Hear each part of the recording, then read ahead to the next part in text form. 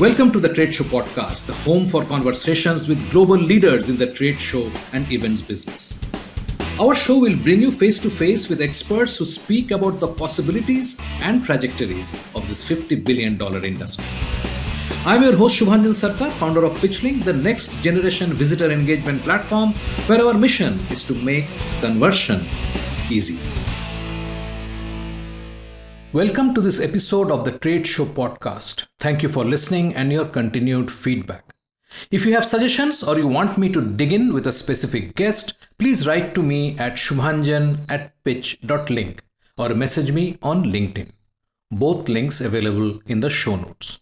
I'm very excited to introduce you to our guest today, Richard Erschick, trade show industry veteran for over 50 years, evolving from being a company's exhibit manager to one of the most respected voices in post-show sales lead management and exhibitor training.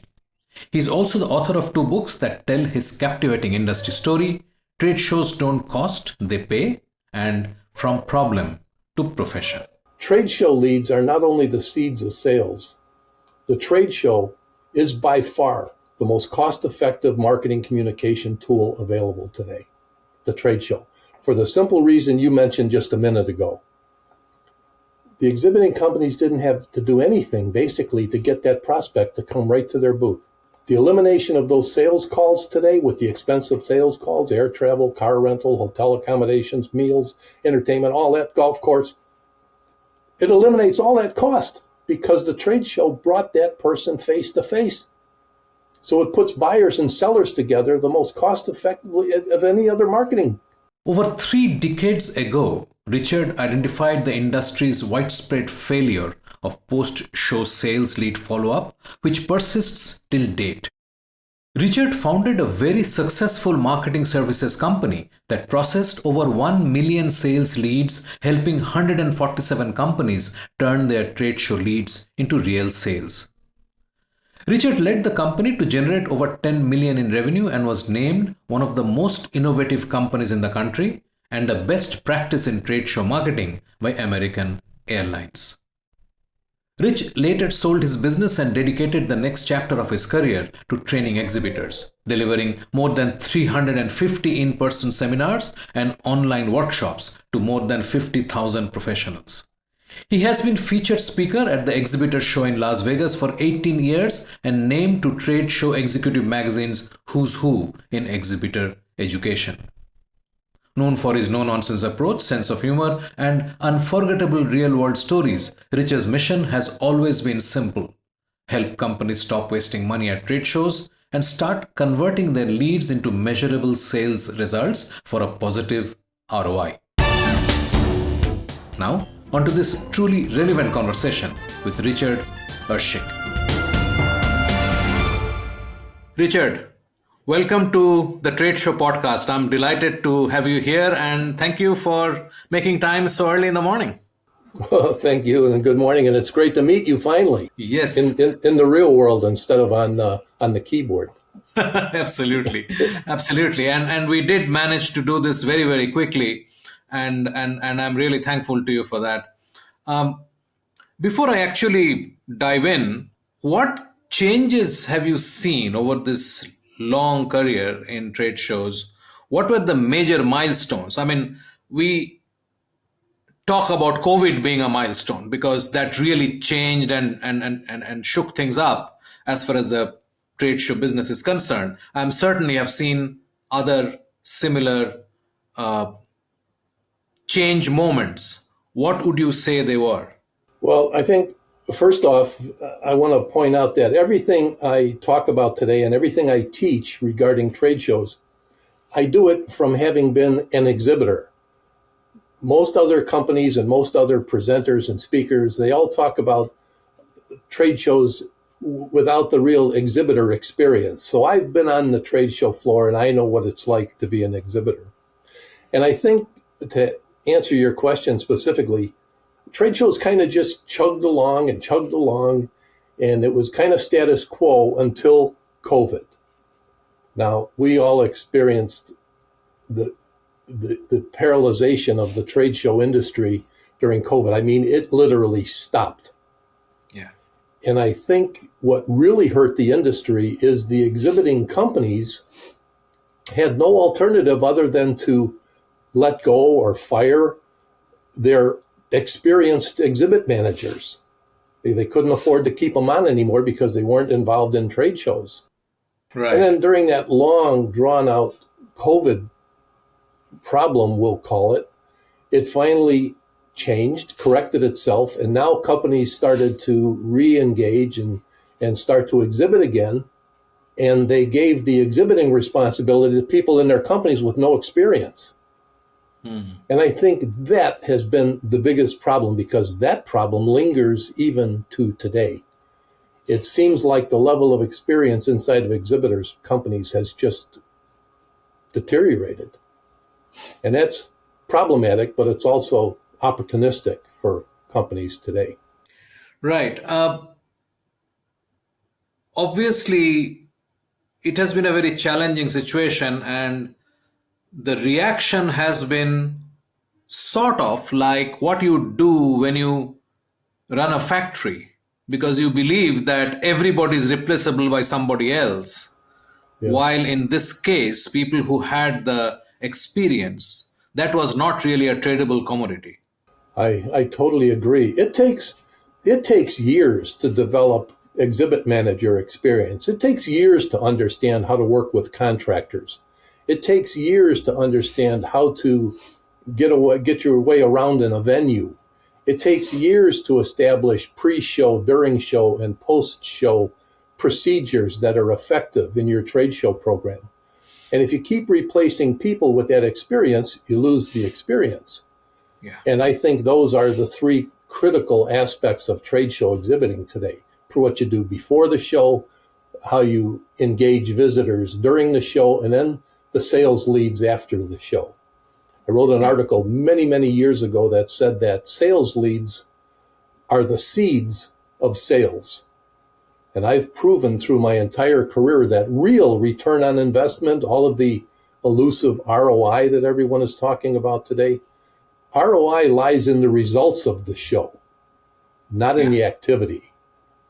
It's in after the show. It's in those leads that, unfortunately, or fortunately for me over the years, exhibiting companies totally mismanage. You know, I talk to exhibitors, and I cannot understand their reluctance to make the process accountable.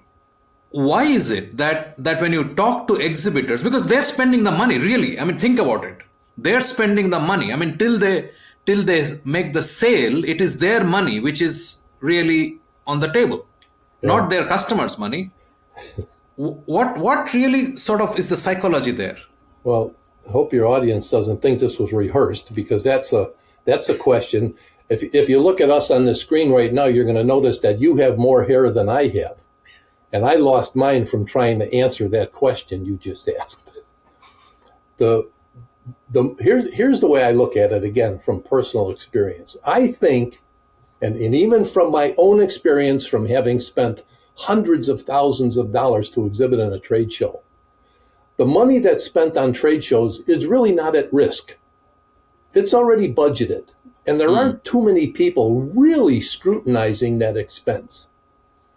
Now, I think as business drops off, CFOs, the chief financial officers inside of companies, are going to start asking the question, what did we get from that trade show? What did we get from that $300,000 we spent for 4 days? And I think when companies, exhibiting companies, have to start answering that question to the CFOs, I think, or I hope, things will change. Because you're right, I've spoken to thousands of exhibit managers who have, in the same conversation you just mentioned. And although they talk about the need for ROI, they really don't do anything to, or they don't do much to try to generate it. Before we started this recording, you mentioned that it is more like a party for the sales folks and a vacation for the marketing, and pit it against the fact that the companies who participate in trade shows and these are not data I'm making up. These are available in research documents, elsewhere. That 60% of their pipeline is dependent upon the trade shows. Yeah. Now, yet, Richard, I mean, my experience is nowhere near what you have. Okay, so let's be very clear about that. So whatever I say, you may say, Shivanjan, I don't know what you're talking about. But let me share something. Last year, 2024, I spent in 6 locations across the world talking to exhibitors and attendees. The attendee component, which is the final source of the money, is completely a black box. Okay? There is no attendee association, rightly so, because it's a very complex thing. How can you have attendee association? What is there to gain from attendee association and so on? But irrespective of where they are and who is coming into the show, if you are not serving them, then outcome is not going to happen. Anyway, the point I'm making is, I spoke to 200 exhibitors and 200 attendees across these 6 locations, 4 in North America, 2 in Europe. Okay? And everywhere the attendees told me, when I asked what was remarkable in this, or what is it that stood out to you? And my sample size is very small, 200, but literally everybody said nothing. Nothing stood out. Oh yes, I met Tom after 3 years. That was great. Right? Yeah. Talk to exhibitors. I'm asking them, how do you engage? How do you talk? Why is your salesperson on his mobile phone when he should be talking to somebody else? Why are you talking to... Well, we had 1,400 people who came to our booth and asked for the swag. But after 1 year, we'll have 3 conversations going.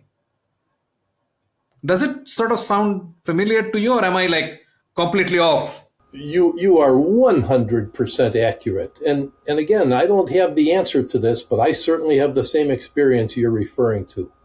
And in and amongst all of that activity, that non-productivity that you just talked about, I've been fortunate enough to have built a company and solved the lead follow-up problem, but I can't solve that problem.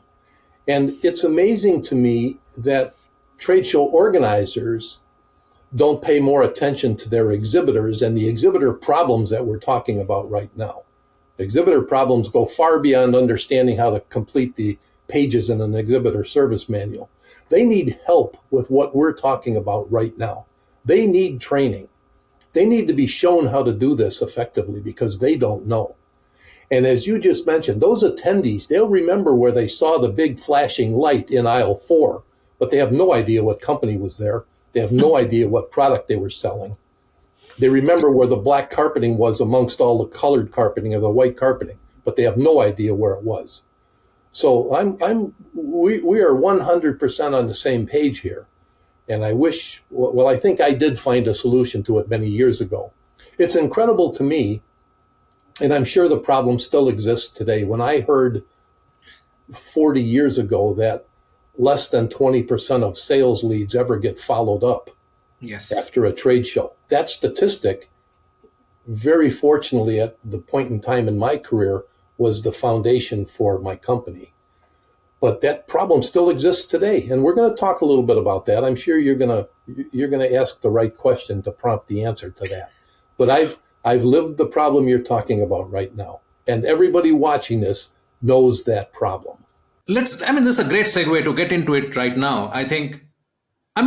Tell me, what prevents people from actually focusing on the problem, and what, to your mind, is the solution?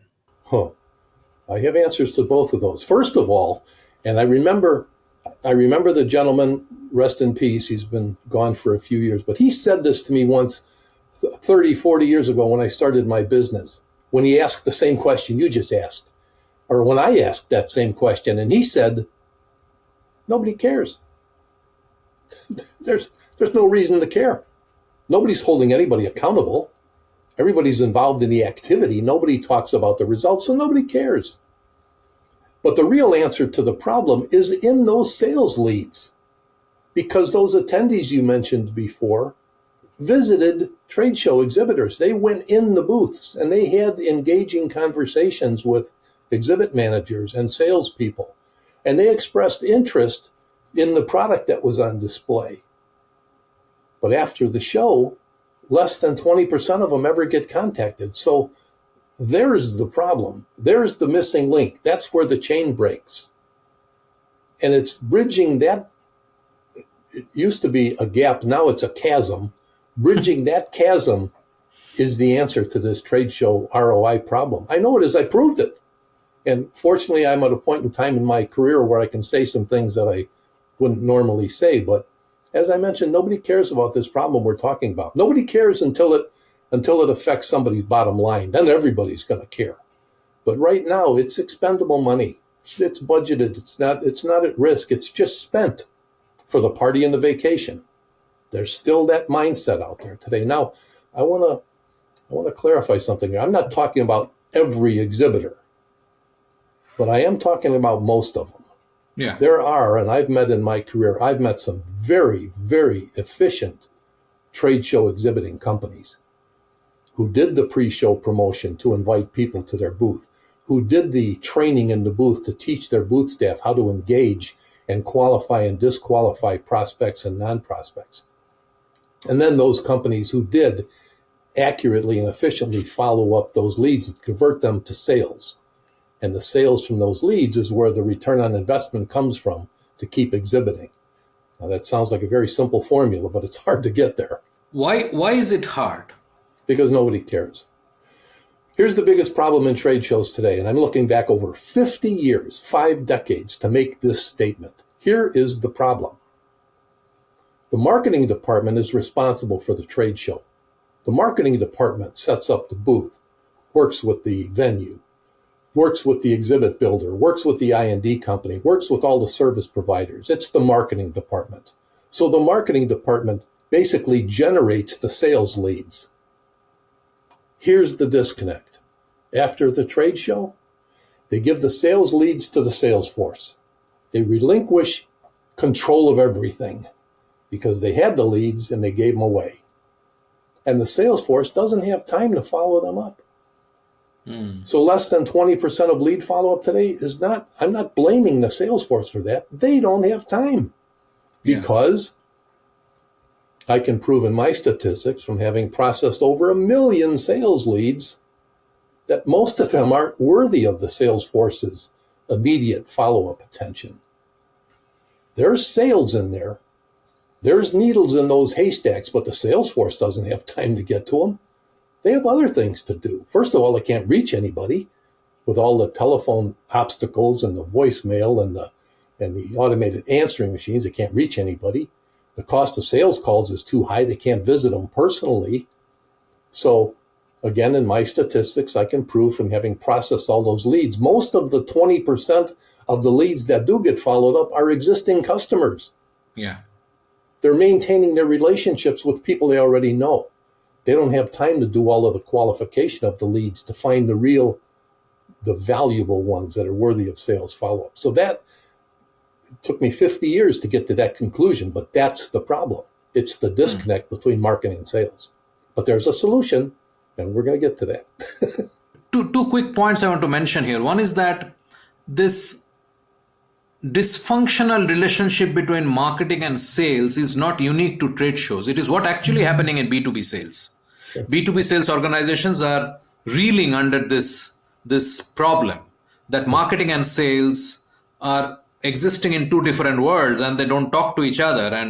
And some companies, as you said, are trying to solve it by bringing it under a common leader who they're calling CRO, the Chief Revenue Officer, and marketing and sales both report to this new role. And when I say new, I don't mean new, but not very prevalent still. Right. But it is sort of a legacy that is getting carried into the trade show space, right? So it's the same brand, finally. It's the same company. What's happening outside the trade show gets into the trade show. Mm-hmm. That's one point I wanted to mention. And the other thing I want to mention was, it is true that everybody is not a lead ready to be converted now. Right. Yet, it's our job to identify where in the buying journey this person is. And if it is early in the journey, it's a great time to actually get attached to that conversation, because now we'll have a seat at the table when the time comes. It might be 6 months, 12 months, 18 months down the line, depending on what we are selling and what business we are in. You are in machine tools, nobody's writing $1 million checks standing in the booth. Sure. But this has to be sort of recognized. Having said that, let me get back to you and ask, how do you think, or how did you already solve this problem? Well, I guess I'm talking from two different levels here. I used to be a service provider. You've read in my bio that I was an exhibit manager. I identified this lead follow-up problem. I solved the problem. I created a company around the problem. And then I provided a service of managing exhibitors' sales leads for them. They would give them to me. I would put them through a process. And I think the process answers your specific question right now. You're right. Timing is everything with a sales lead. First of all, it's a good idea, and it's probably very important to totally eliminate the non-prospects. And you can tell who they are. They're the people who showed up for the swag to get the fuzzy monkey, as I call it, and they leave. And that's okay. They're a non-prospect. It's better to get rid of them early. Yeah. But in the ones that we call leads, there's a buying cycle. As you said, if it's not a point of purchase sale, they could be somewhere along the line in that buying continuum. And it's important to nurture those leads along that buying continuum. But salespeople don't have time to do that. At least the way companies are structured today. My whole contention is in today, and what I teach is to keep all of this in the marketing department and do all of this, I call it lead qualification, inside the marketing department. So if you get 5 leads, find the 3 that are good ones and make sure those get to the sales force first. And then the other 2, you have to nurture along the buying continuum that you just mentioned. Everybody's not a hot prospect. They're not going to buy over the kiosk in a trade show booth, but they could be prospects for 6 months from now. Yeah. And again, I'm not blaming the sales force here, but the worst thing you can do is give those leads to the sales force. Yeah. They want orders. They don't want to spend their, or I'm not even going to say spend their time. They don't want to waste their time on non-prospects, or they don't want to waste their time on that buying continuum, especially with someone they don't know. Salespeople are human. They like to work with relationships that they've already established. They like to know the people. Well, marketing could be taking those leads all through that buying continuum for them. But then, as you mentioned, you have that adversarial relationship between marketing and sales. I call it the blame game. Marketing blames sales because they don't follow up, and sales blames the marketing department because the leads were no good. So you have to address that blame game first. And there's a solution to all of this. I mean, we seem to be spending time talking more about the problem, but we'll close this with a solution to this problem. Yeah, absolutely. Absolutely. I think this is the right time to ask you, how do you see this getting resolved? How does one solve this and make trade show? I mean, it's such a, again, to add to this, on a non-trade show day, a salesperson is trying his level best through mails, through calls, to get a face-to-face meeting. Right. Here in the trade show, that person is standing in front of you, and what are you doing? Yeah. They're not comfortable on the trade show floor, first of all. They're very comfortable working in the field where they're driving around and calling on customers and looking at smokestacks and all those. But they're not comfortable face-to-face on a trade show floor. That's one serious problem. So that's where training comes in, right? Yes, exactly. That's where, training is the answer to that. And I don't like to use the word training because, dogs are trained. This is more education. It's more Fair education. Enough. Yeah, and I think doing it for them is the magic bullet. to do all of this for them, not to expect them to do it.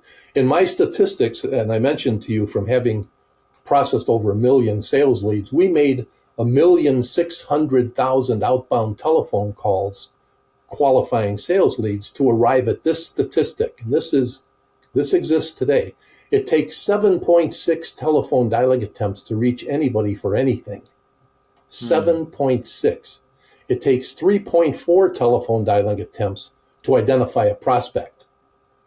So just using those numbers, if you gave a salesperson or a sales force 100 sales leads after the trade show, they've got to make 760 telephone calls to find the prospects. They're not going to do that.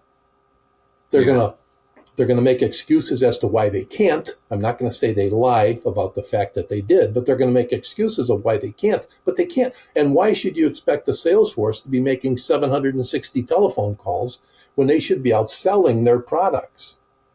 So again, the solution to all of this, we're going to get back to it. The solution lies in the marketing department. And it lies in, there's a book called The Greatest Management Principle. I read it 20 years ago. The greatest management principle is things rewarded get done. So I think to incentivize the marketing department to help get to the sale is the answer to the problem. So let's get into the solution. I mean, I think I'm extremely curious to hear what you learned from the 1 million calls you made, 1 million leads you reached out to, and several 100,000 calls along with it. What was your solution and how did that play out? Here's the biggest finding, and nobody wants to hear this. Trade show organizers don't want to hear what I'm going to say next. Exhibitors don't like to hear what I'm going to say next. But most of the leads generated at a trade show aren't worth doing anything with. Most of the leads are junk. They're garbage. They're not worth the sales force's time. However, about 11% of them are gold. They're golden. And if you can get those 11% to the sales force faster, they'll follow them up. If they know that person is going to buy something, and you can determine that by simply on the trade show floor asking 5 questions. And I think this is where everybody should pay attention and maybe even write these down, because let's take a machine tool show. Let's take a big trade show. And by the way, I worked with BOMA in India, and I proved what I'm going to share with you right now. We did it in 2020, just before COVID. We taught their sales force and their booth staff how to ask 5 questions. In the machine tool industry, let's say that the exhibiting company sells grinding machines. Well, here are the 5 questions for a company who sells grinding machines. Are you currently doing any type of grinding in your company? Are you considering the purchase of a grinding machine? If so, when? Are you the person who makes the buying decision? And can we have a sales representative call on you? If you can get the answers to those 5 questions, every salesperson wants those leads, because those are the answers they can't get. So qualifying the leads first on the trade show floor and then after the show to validate the qualification, that's the answer today. Very few companies will jump through those hoops to do that, but that is the answer to trade show ROI today. And I can prove in my statistics, from having been doing this for 5 decades, trade show leads are not only the seeds of sales. The trade show is by far the most cost-effective marketing communication tool available today, the trade show, for the simple reason you mentioned just a minute ago. The exhibiting companies didn't have to do anything, basically, to get that prospect to come right to their booth. The elimination of those sales calls today with the expensive sales calls, air travel, car rental, hotel accommodations, meals, entertainment, all that, golf course, it eliminates all that cost because the trade show brought that person face to face. So it puts buyers and sellers together the most cost effectively of any other marketing program. Yeah. And not only that, it's also interested prospect. It's not just a TAM. It's not your addressable market. These are guys who are interested. That's why they're spending their money to sign up. They're spending their time to come and walk the aisles for 3 days. I mean, there has to be a value to that. Right. Exactly. And the easy answer or the easy rebuttal to that is to say that if the trade show is in Las Vegas, they're coming for the gambling, or they're coming for the nightlife and the shows. Yeah. But as you just mentioned, if they're spending their company's money and their company is letting them spend the money to come to a 3-day trade show, they're coming to look at products, make evaluations with comparable products or competitive products. And if they're walking that trade show floor for 3 days, some of those people are very serious. Yeah. But they're getting lumped in with all the non-prospects, and they're all being dumped on the sales force, and the sales force doesn't have time. So that's the whole problem. So it's do something with the leads to qualify them before you give them to the sales force. It's time for a short break. Stay with us. After the break. So I used that word a minute ago. Not only qualify them on the trade show floor, but validate that qualification after the show.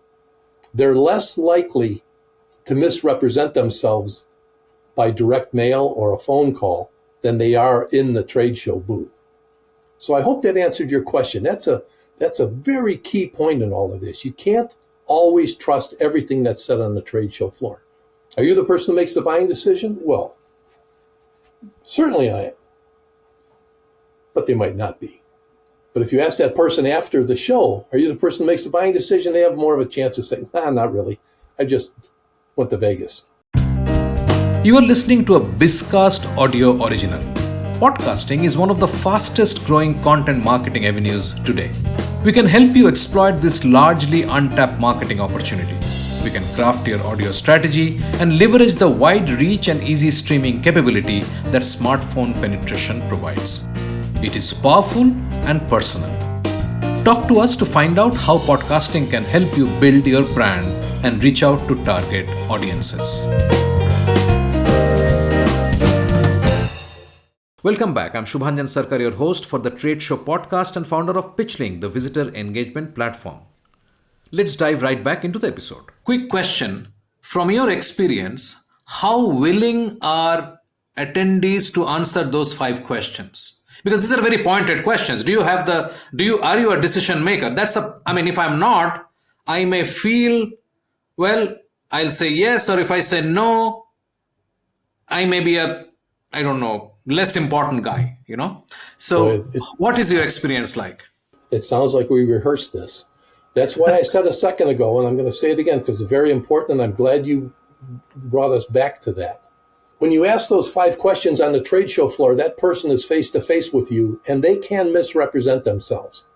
If they're answering those questions while they're looking over your shoulder at the fuzzy monkey they're going to get, if they appear to be a prospect, rather than admit that, no, I'm just the janitor and I sweep the floor. They can say, I'm the vice president of the company. So I used that word a minute ago. Not only qualify them on the trade show floor, but validate that qualification after the show.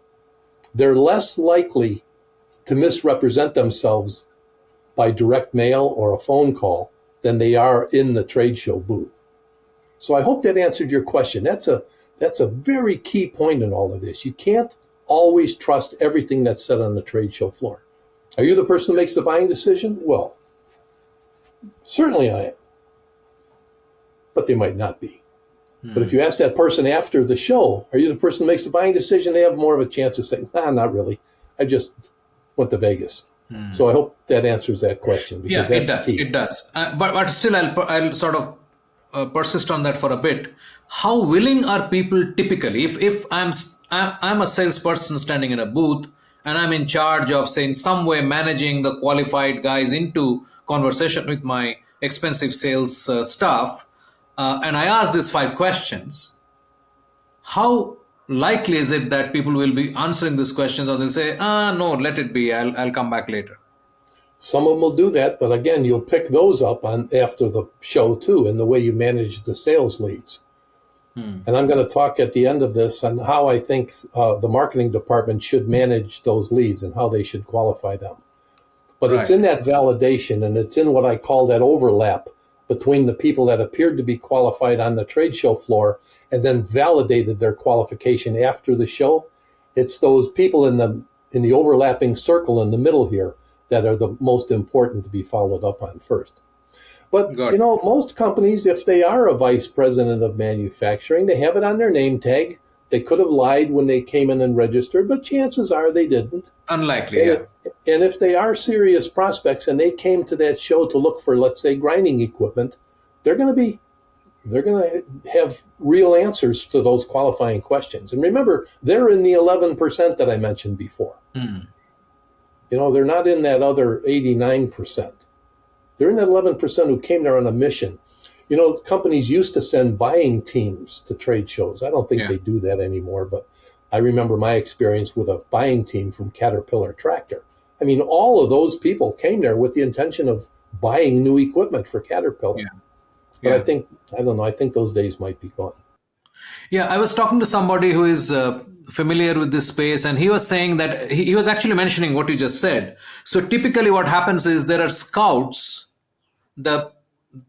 the people who are entrusted with looking at new technology, especially in a machine tools kind of environment or any of these kind of large industrial events. And if they identify a few that they would like their seniors to take a look at, they bring back their other members of the buying committee the next day. Right. And eventually they'll get their technical guys in to see whether it sort of works with the rest of the equipment and so on. And that's when the conversation actually moves forward. So it may not be like all the people coming together, but they're coming in stages while the show is on. This is one example I heard somebody narrating to me. Yeah, that's one of the things you mentioned before. What have I seen in evolution?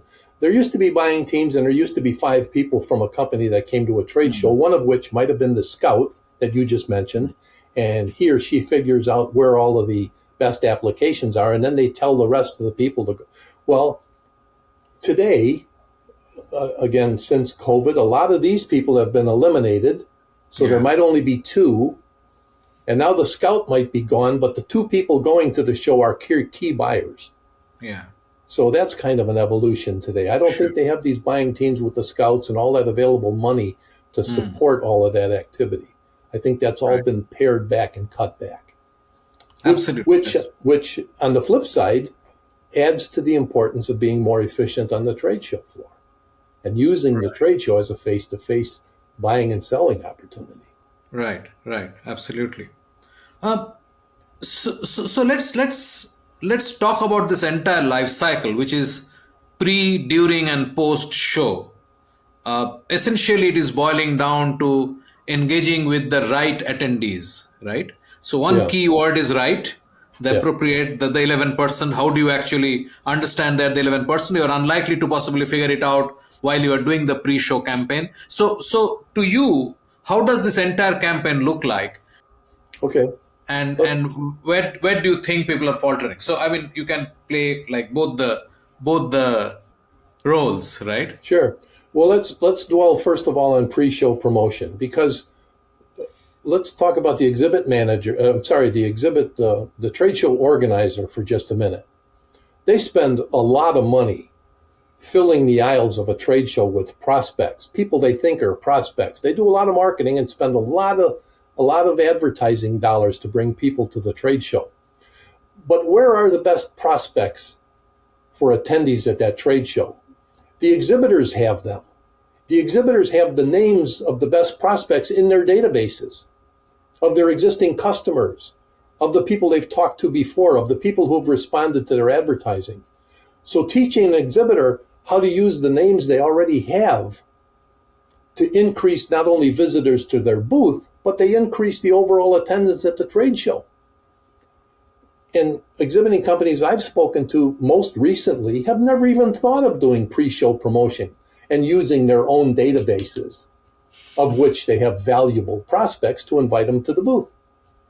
That's almost magic today. It was something that companies did just kind of automatically years and years ago, but today that experience is gone. They never thought of it. So I'm going to answer 2 questions at the same time here. I think it's important today for exhibit trade show organizers to get more involved in exhibitor education to teach them how to do that. Organizers assume that exhibitors know how to go to a trade show and exhibit and increase their booth traffic and engage people on the trade show floor and follow up their leads. They don't. So I think the opportunities, one of the big opportunities, at the level of the trade show organizer today. So that's pre-show. Right. Should I get into during show? You could. I mean, I just have a quick question there. Yeah. I know you saw me sort of. How well are the organizers aligned with the exhibitors' needs?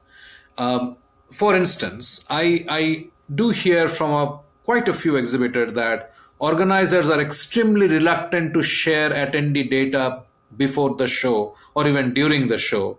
They're saying, okay, you scan the badges. If you have got 1,500 scans, I'll give you that data. But I'm not giving you my attendee list. I'm not letting you run a campaign, and so on. Why is this so? I mean, I understand not parting with the database. I understand that because that's valuable data. It might go into competitors' hand and so on. So that bit I understand. But like you mentioned, that the organizers should educate exhibitors to learn how to exhibit better or engage better. Should or shouldn't they actually say, look, I have a process by which I can reach your message to people who are likely to be interested in your product. It may be 20% of my attendee list, it may be 30%, that doesn't matter. I'll charge you a fee or I'll make it a part of my value delivered to you and so on. I'm not going to give it to you directly, but I'm going to run a campaign for you.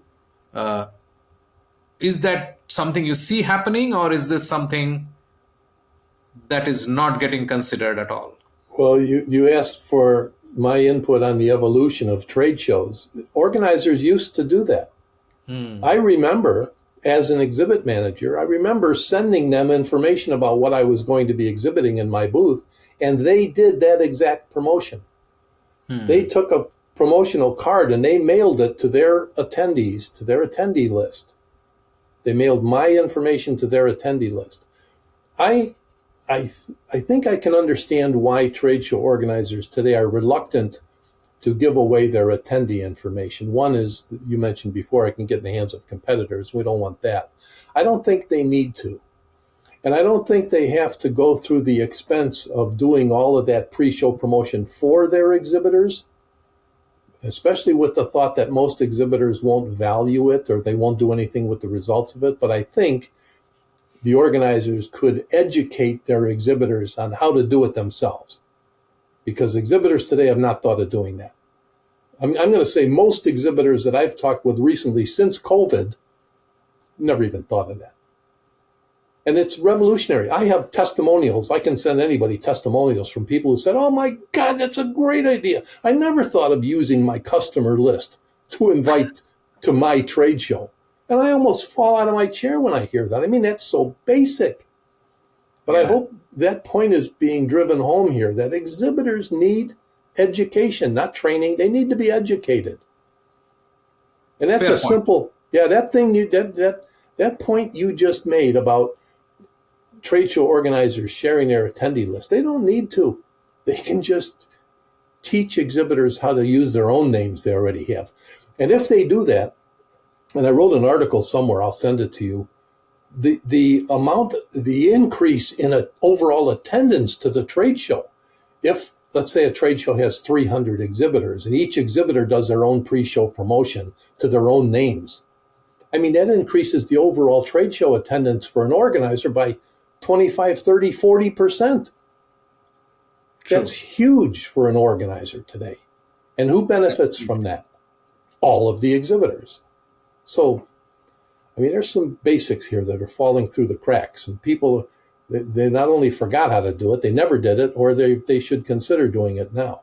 Let's move on to the next part, during the show. What's going on? What ought to be done and it's not getting done? What do you see there?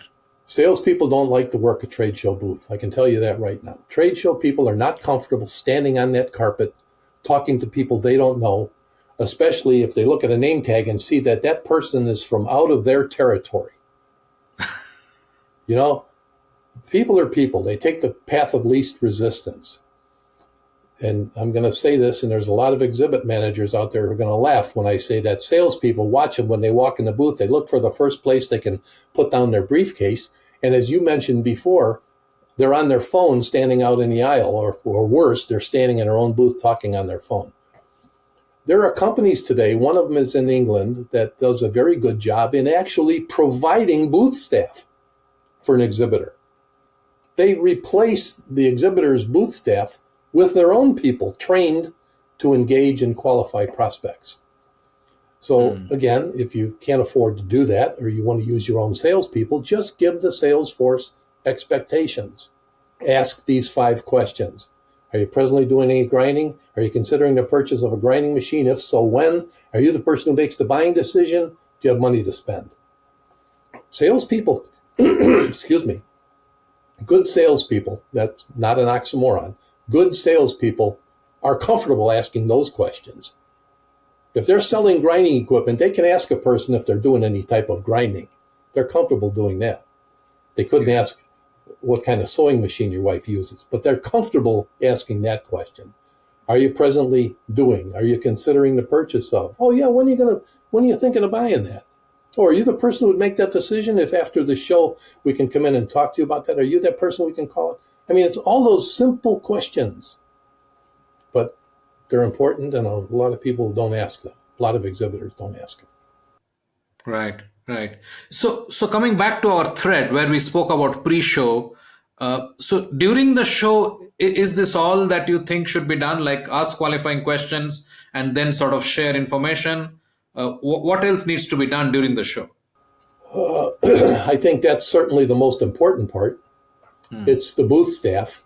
It's how the booth staff interacts with visitors. I think that's critical. Yeah. There are a lot of other things. I mean, you could get into equipment placement and kiosks and lighting and carpet and all of that. But the important thing is, how do you engage prospects? Remember, the trade show is a selling opportunity. People have forgotten that. It's not the party and it's not the vacation. It's a selling opportunity. And you generate selling opportunities from conversations. And the more accurate or the more purposeful the conversation is, the better the results are going to be. Fair point. So if we move on now to the post-show phase, what, according to you, are the steps that one needs to take and obviously one is not taking? Do I have room for a shameless plug here? Can I? Absolutely. Okay. Go for it. Trade shows don't cost, they pay. Yeah. This is the book I wrote based on all of this experience we're talking to of what to do during pre-show, during show, and post-show. And the most important thing related to post-show is marketing should not relinquish control of the leads by simply giving them to the sales force. In most companies today, they throw the leads over the fence and they hope the sales force picks them up and turns them into orders, and they wash their hands. I think all of this qualification should be done in the marketing department. The pre-show promotion should be done by marketing. The engagement on the pre-show and the during show side, those questions should be developed by the marketing department and given to the sales force, many of which will say thank you because nobody ever told them what they're supposed to do in the booth.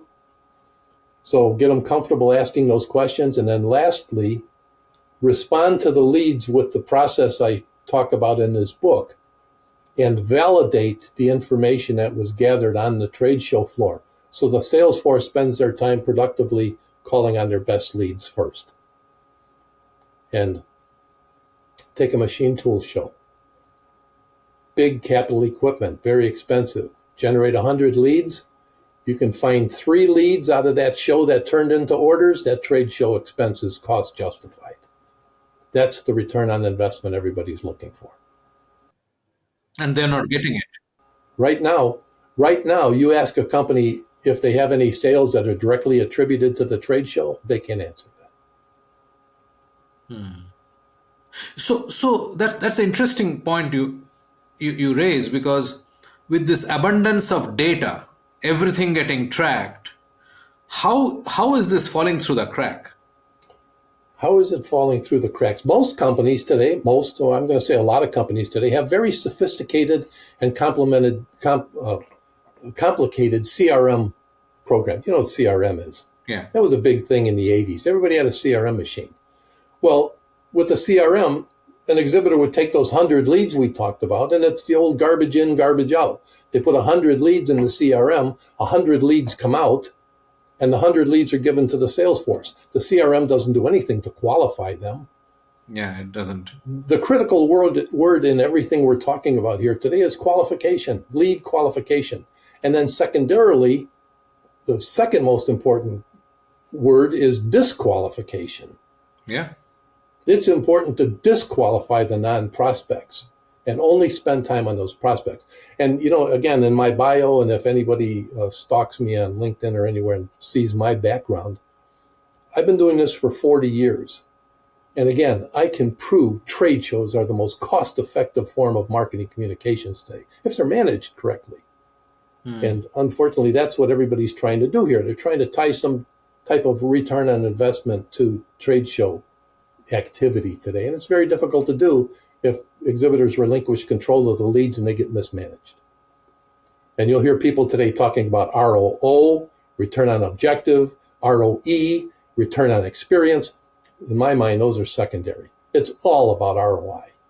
It's all of the chief financial officer wants to know how many dollars we got to offset the expense of that trade show. Right. Absolutely. Absolutely. So tell me about your own journey in terms of setting up the company and your million lead processing story. So tell us a bit about that. I'm in a very unique position in my life because based on that success, I can be a little transparent in what I've seen over the years. But again, way back when I was an exhibitor, I identified this poor lead follow-up phenomenon, and I solved that problem with a process of managing the leads. And then I saw how successful that process was because in the company I was working for, as an exhibit manager, I was generating sales from the trade show. Well, it's at a point in time during that time that I realized every company had the same problem. I thought it was just our company. Well, long story short, I turned that process into a company that I managed for 22 years, made a lot of money, found a lot of sales opportunities for our clients. And in 2009, I sold my company to one of its biggest clients. And I embarked on education. I have a passion for teaching people the things we're talking about right now. So I was highly recognized in the trade show industry for a lot of years. I made over 350 in-person, online presentations and in-company workshops teaching exhibit managers how to do that. So that's where my passion was. And I was an instructor. I've been a featured speaker and presenter at the Exhibitor Show in Las Vegas for 18 years. And today I still teach. I got wrapped up. I'm a lifelong learner. I got wrapped up in AI technology, and now I'm teaching companies how to use ChatGPT. And I just put together a ChatGPT training program for the trade show industry. Another shameless plug here. My website is ExhibitorTrainingWebinar.com. If you go to that website, I now teach how to incorporate ChatGPT into this trade show environment. But I start by teaching people what ChatGPT is. A lot of people use that phrase today, ChatGPT, and they really don't know what it is or how to use it. So I start with the very basics, and I show them what that is first, and then how it applies to the trade show industry. And again, another shameless plug, there's another book, and I'll be happy to give you a link to all of these, but this talks about my entire journey, how I identified the problem of lead management, lead follow-up, poor lead follow-up, and it talks about the solution I provided, and then it teaches people how to look around at solving problems in their own company, because it can be very fruitful. So I've had a fun time. So Richard, would you like to explain a little more about your process so that our listeners get a sense of what is the right directional thought that needs to be brought into the organization? I'm gonna mention the success of my company from having done what I'm going to explain to answer your question specifically. When I first started the company over 40 years ago, the service company, we used to call everybody by telephone.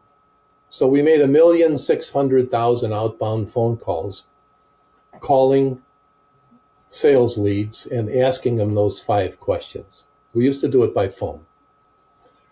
Telephone contact, after about 15 of those 22 years I was in business, became almost impossible. Couldn't reach anybody by phone. Answering machines, automated voicemail systems, couldn't reach anybody. So I changed that entire telephone qualification activity to a unique form of direct mail. And I'm sure some of your viewers and listeners just fell out of their chair. But direct mail is effective again today because direct mail gets through the noise of those telephone attempts.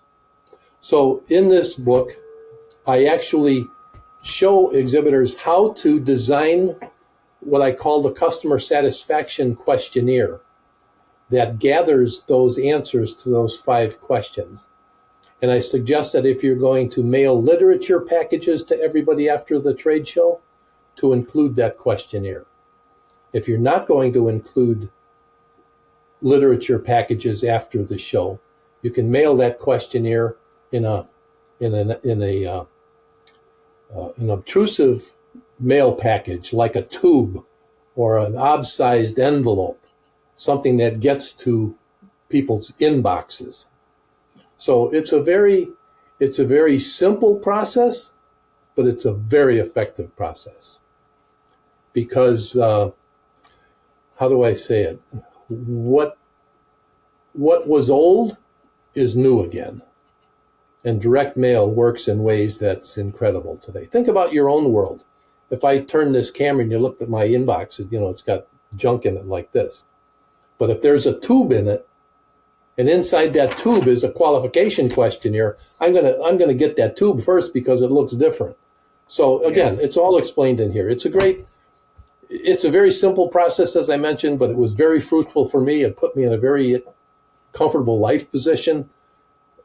All I can say is it works. And rather than think it doesn't, all I'm asking you to do is try it. Yeah. So all of the lead follow-up I talk about today is done with direct mail. Right. Okay. So the company who bought your system and your company, are they actually offering it for others, or are they just using it in-house? They changed the entire concept because the company that bought it, the person in the company that bought it, was a pioneer like I was, and he found something even more fruitful than managing the sales leads after a trade show. He took the company in an entirely different direction, and I commend him for it. He's been very successful with it. But I started it in the trade show industry, and when I sold it, it started out in the trade show industry and then branched off into something totally different. So simple answer to your question, no, they no longer do it. Nobody's doing it. This teaches people how to do it. And This teaches people how to do it. Last 2 questions. One, yes. What are your parting advice to organizers, and what are your parting advice to marketers? So you can take it as two separate questions and share your thoughts. Thank you. I think, first of all, the organizer.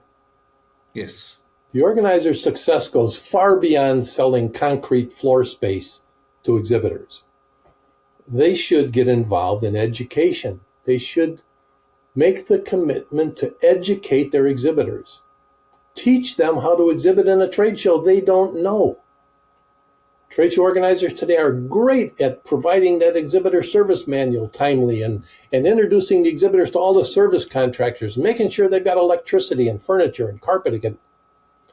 Their requirement goes far beyond that today. Teach your exhibitors how to exhibit in a trade show. And as far as my advice for exhibitors today, don't give the leads to the sales force expecting them to follow them up. They're not going to. The less than 20% lead follow-up has been a problem for as long as I can remember, and I'm so grateful that you contacted me, understanding what the problem is, at least recognizing it. Because that's the answer to trade show ROI today. It's in the leads. And the more effective the exhibitor is at managing those sales leads through the entire selling cycle to get to the sale, that's where the ROI is. So, trade show organizers, educate your exhibitors, exhibit managers, maintain control of the leads all through the cycle, the qualification steps, and only give the good ones to the sales force. That's my advice. PitchLink makes buying easy by enabling high-quality engagement between buyers and sellers. Through its presentation and discussion modules, sellers create customized sales narratives using sales collaterals and personal videos and reach out to prospects through a non-intrusive, buyer-qualified engagement process. PitchLink requires no installation or download, contains and manages the entire repository of sales collaterals and buyer-seller conversations. Talk to us to know more about how you can engage with customers without interruption. Connect with us on LinkedIn or visit tradeshowengage.com. That is tradeshowengage.com. Richard, I really appreciate your coming on the show and sharing your thoughts. And I think this is not a topic which ends with this conversation. I mean, I'm really literally thinking that this should be a show on its own. How to convert leads in trade shows. That should be the show. I would love to do that with you. I would love to do that with you or someone who is really concerned about this problem and solving the problem, because this would make an incredible show. Yeah, I think so too, and we should talk about it, and okay.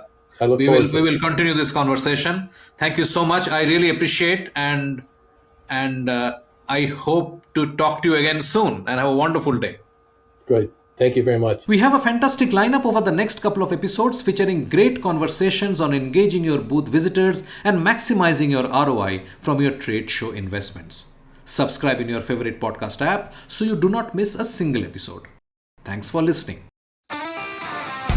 Thank you for being with us today on the Trade Show Podcast, the podcast of record for the trade show and events industry. Here we talk to movers and shakers of the $50 billion trade show industry and identify ideas, challenges, tactics and strategies to leverage the first-party intent inherent in the trade show business. We hope this conversation helped inform and motivate as we all navigate a rapidly changing business environment. For us, these are enlightening conversations enriched with knowledge and expertise. We encourage you to go out and implement some of the ideas we discussed today. We hope to have you with us again in the next exciting episode of the Trade Show Podcast.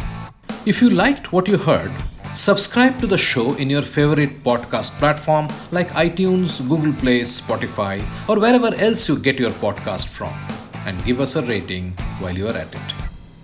This is a BizCast original podcast and is produced for PitchLink, the next generation visitor engagement platform, where our mission is to make buying easy. Hosted by Shubhanjan Sarkar and produced by Rajiv Aditya. See you next time and have a wonderful day.